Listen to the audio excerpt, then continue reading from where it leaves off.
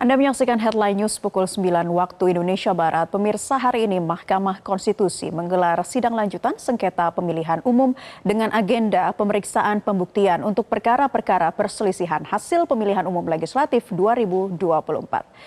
Tahapan ini digelar setelah Mahkamah Konstitusi mengeluarkan keputusan dismisal untuk 207 dari 297 perkara sengketa Pileg 2024. Putusan dismisal dibacakan oleh Majelis Hakim Konstitusi setelah melakukan rapat permusyawaratan hakim untuk menentukan perkara-perkara yang layak masuk ke sidang pembuktian hari ini. Juru bicara MK, Fajar Laksono, mengatakan total ada 106 perkara yang maju ke tahap pembuktian mulai hari ini hingga 3 Juni mendatang, dan ada sebanyak 148 putusan dan 48 ketetapan untuk perkara yang dihentikan. Dan untuk informasi selengkapnya kita bergabung dengan jurnalis Metro TV Andre Septian dari Gedung Mahkamah Konstitusi.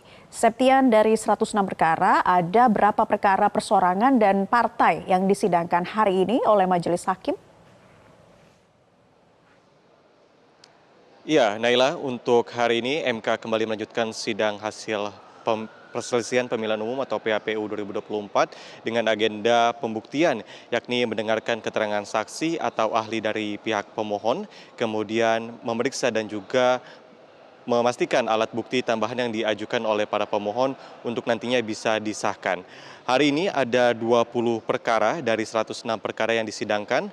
20 perkara tersebut diantaranya dari beberapa wilayah seperti Jawa Barat, Gorontalo, Banten, Papua Barat, dan juga Papua Tengah.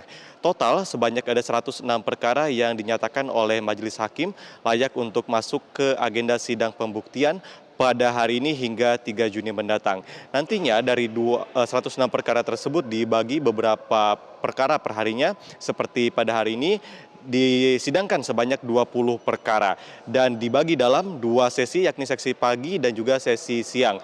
Hari ini di sesi pagi ada 10 perkara yang disidangkan dan dipimpin oleh 3 hakim di 3 ruang sidang atau panel. Ruang sidang 1 dipimpin oleh Hakim Majelis Soehartoyo, kemudian di ruang sidang panel 2 dipimpin oleh Saldi Isra, dan juga di ruang sidang 3 dipimpin oleh Harif Hidayat.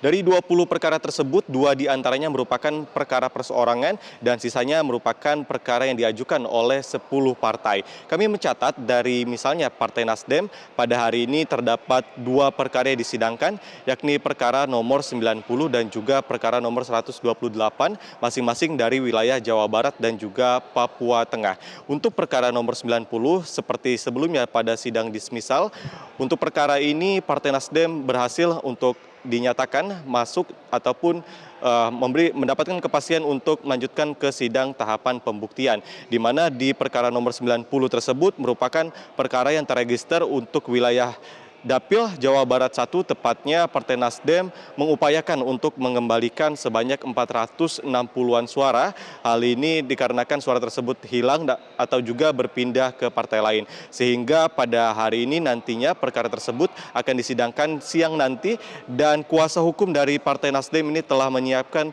lebih dari 180 bukti dan juga 3 saksi yang akan dihadirkan untuk bisa membuktikan apakah nantinya Partai Nasdem ini bisa layak untuk kembali mendapatkan 1 kursi dari daerah Jawa Barat 1 tersebut. Kemudian untuk informasi lainnya mengenai Partai Persatuan Pembangunan, dari 106 perkara, hanya 6 perkara yang dinyatakan oleh Majelis Hakim bisa berlanjut ke agenda sidang pembuktian. Namun memang untuk peluang dari P3 ini cukup tipis, mengingat masih membutuhkan sekitar 0,13% untuk mendapatkan ambang batas parlemen sebesar 4%. Namun kita masih terus menantikan bagaimana dari 6 perkara untuk Partai Persatuan Pembangunan ini apakah dinyatakan kecukupan bukti maupun layak untuk ke tahapan berikutnya. Sementara demikian, yang dapat kami sampaikan dari Mahkamah Konstitusi. Baik, Andre Septian melaporkan langsung dari Mahkamah Konstitusi. Terima kasih dan selamat bertugas kembali. Jelajahi cara baru mendapatkan informasi. Download Metro TV Extend sekarang.